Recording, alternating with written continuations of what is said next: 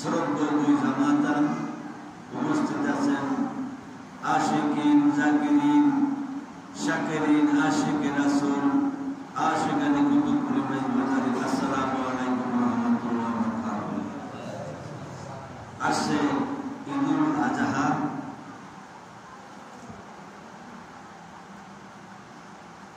হযরত কুতুবুল বাবাজান কুরআন তিনি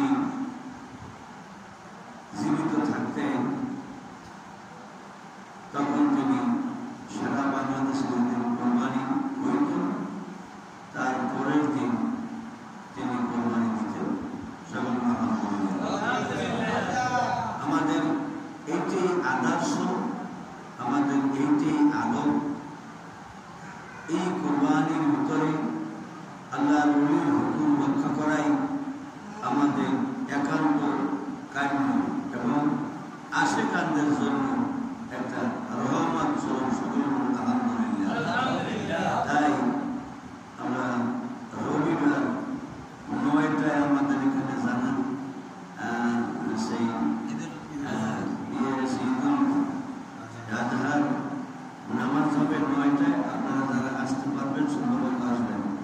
এবং দিবাগত রাত্রে ওই দিনই বাবাজান কুরআন একটা জলসা করতেন, নুরানি ইমানি জলসা। তার জীবনে তিনি এই প্রবেশ করতেন, এই জলসা করতেন আশেপাশে নিয়ে। তো আপনাদের সকলের দাওয়াত রইল, আপনারা সকলে হুকুম পালন করবেন এবং আপনারা সকলে আসবেন। ওই দিনই তার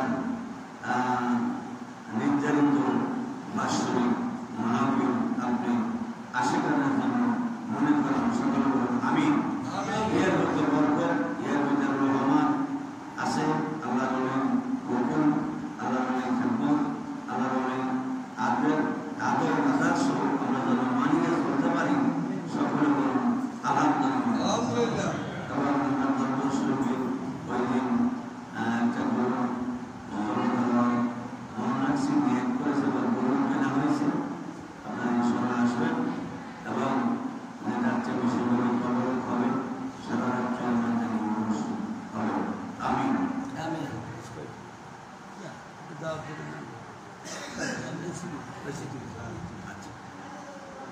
তো আজকে আমরা এই মিলাদখানি পালন করেছি ধর্মস্বরূপে পাক মহল্লা হোসেন উদ্দেশ্য